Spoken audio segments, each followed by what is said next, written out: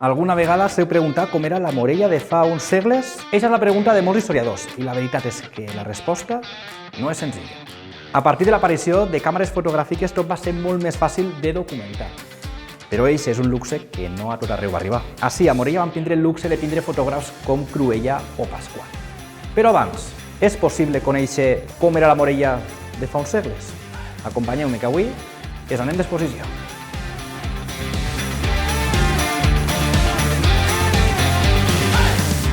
No és fàcil, però és possible. Per a saber-ho cal recurrir a altres fonts històriques com dibuixos, gravats i litografies, que no sempre s'han conservat.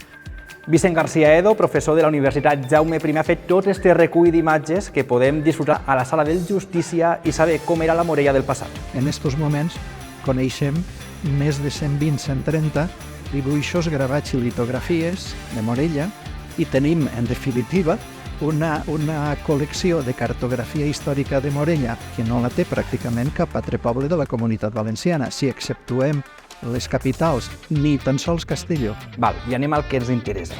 Com han arribat aquestes imatges als nostres dies? La sort de que avui en dia tinguem aquesta col·lecció no és perquè Morella foren els més guai de l'època, també, no diguem el contrari. I és que Morella va tindre una gran importància en el conjunt de l'antic regne de València, tant en matèria política com econòmica, i en gran part per la seva posició estratègica geogràfica.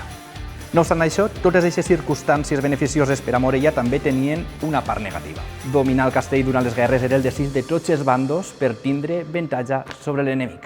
Com Morella va estar ficant totes les guerres que va haver en el segle XVIII i XIX, doncs els cartògrafs militars, sobretot, i després escriptors que escrivien anteriorment la Guerra de Successió a la Corona d'Espanya i totes les guerres carlistes, i les desgràcies van generar el que tinguem esta immensa, preciosa i magnífica col·lecció. La vila es va veure afectada per llargs setges i bombardejos, que van fer estalls no sols en la població civil, sinó també en el patrimoni arquitectònic.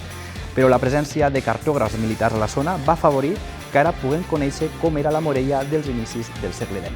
Esta imatge d'ací representa el gravat més verdader de com devia ser Morella en 1838, quan les tropes isabelines van vindre, que no van poder entrar a Morella, però un dels cartògrafs, el capità Rafael Gliamas, era italià, va fer este dibuix extraordinari, que és una d'eixes peces que tots voldrien tindre del seu poble. I ja vos vaig dir a nit que enguany el nostre estiu seria molt seccional i així. També trobar l'excusa per parlar del sexenni.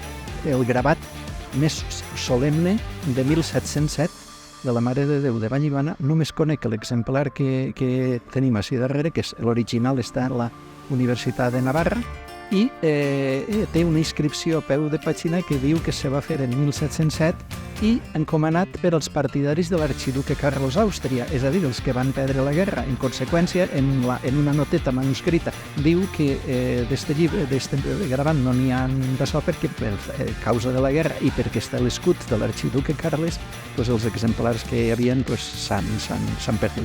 Altra vegada, per desgràcia o per fortuna, altre document lligat a la guerra que ens ajuda a conèixer com era el passat. I així en tenim una bona mostra, així que ja sabeu, teniu tot el mes d'agost per passar-se per ací i descobrir com era la Morella de fa uns segles.